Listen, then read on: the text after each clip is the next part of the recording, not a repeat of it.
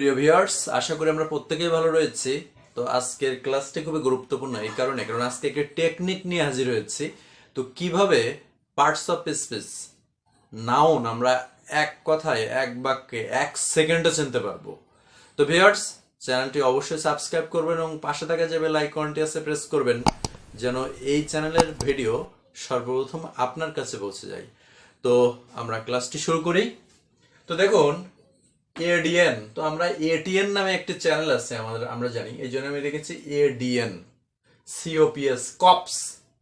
তো 14 ভাবে নাউন চেনা যায়, এটা কিন্তু একটা টেকনিক হচ্ছে এডিএন সিওপিএস। এই কথা একটু মনে রাখতে হবে, কারণ দেখুন এতে 3 ধরনের ওয়ার্ড আছে, একটা হচ্ছে অ্যাডজেক্টিভ, একটা হচ্ছে আর্টিকেল, একটা হচ্ছে অ্যাপোজিশন।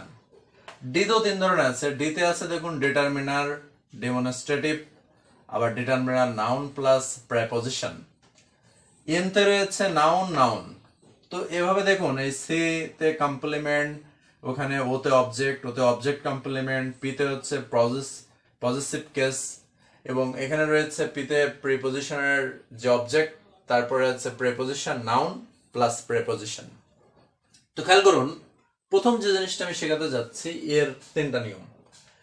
অ্যাডজেক্টিভ প্লাস নাউন, অর্থাৎ অ্যাডজেক্টিভের সাথে নাউন বসে। দেখুন এখানে গুড কিন্তু অ্যাডজেক্টিভ, তাহলে অ্যাডজেক্টিভের সাথে কি হচ্ছে নাউন, তাহলে এটা হচ্ছে নাউন। তাহলে নাউন 1 সেকেন্ডে চেনা যায়।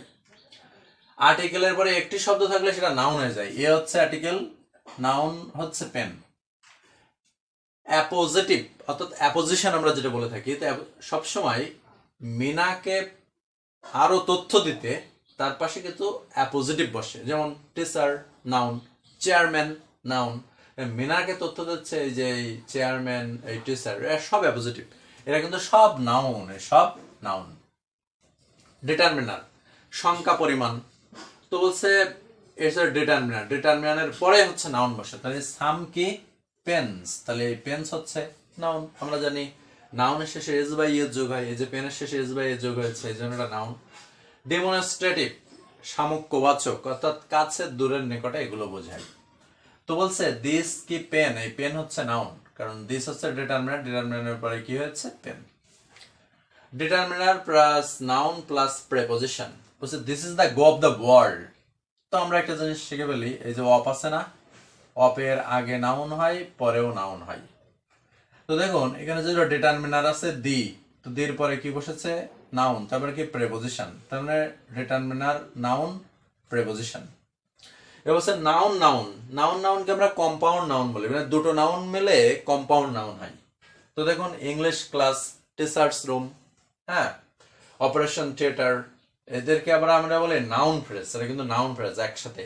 আবার গ্রামারের ভাষায় এটা বলা হয়, এখানে যদি নাউন হয় তাহলে প্রথমটা হয় নাউন অ্যাডজেক্টিভ, এটাও আমরা বলতে পারি।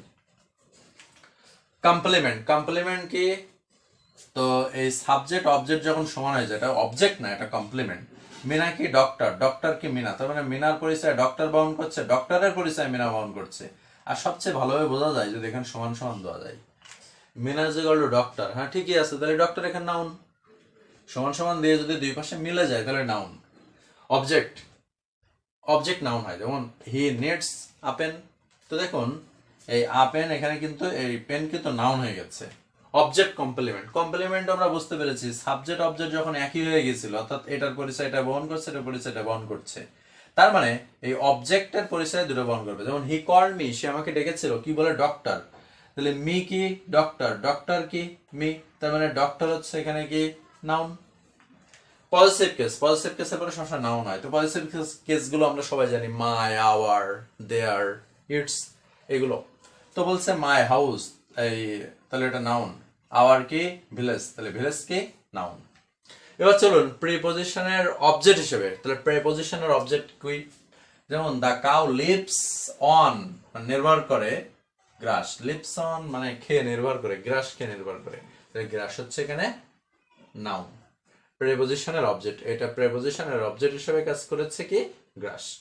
Preposition plus noun plus preposition, এদেরকে আমরা বলে থাকি প্রেপোজিশনাল ফ্রেজ, অর্থাৎ প্রিপোজিশন দিয়ে শুরু হয়, প্রিপোজিশন দিয়ে শেষ হয়, সেটাকে আমরা প্রেপোজিশনাল ফ্রেজ বলি। যেমন এখানেও তাই হয়েছে, প্রিপোজিশন দিয়ে শুরু, প্রিপোজিশন দিয়ে শেষ, তাহলে প্রেপোজিশনাল ফ্রেজ।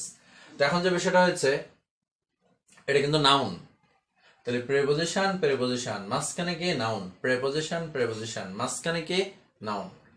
এবার দেখুন সাবজেক্ট নাউন হয়, তো এডুকেশন ইজ নিডেড আমরা বুঝতে পেরেছি অংশ ভার্বের ব্যাপার, তাহলে ভার্বের আগে সবসময় কি থাকে, নাউন থাকে। তো ভিউয়ার্স যারা চাকরি বাকরি অংশগ্রহণ করছেন, যারা জব সিকার, তাদের জন্য এই ক্লাসটি মোস্ট ইম্পর্টেন্ট। ক্লাসটি অবশ্যই শেয়ার করে দেবেন যেন অন্য চাকরি প্রত্যাশীরা অবশ্যই এই ক্লাসটি উপভোগ করতে পারে এবং তারা শিখতে পারে। তো ভিউয়ার্স এইরকম টেকনিক নিয়ে আমি আরো অসংখ্য ভিডিও এই চ্যানেলে তৈরি করেছি, সেগুলো অবশ্যই আপনারা দেখবেন, অবশ্যই উপকৃত হবেন। ধন্যবাদ সকলকে।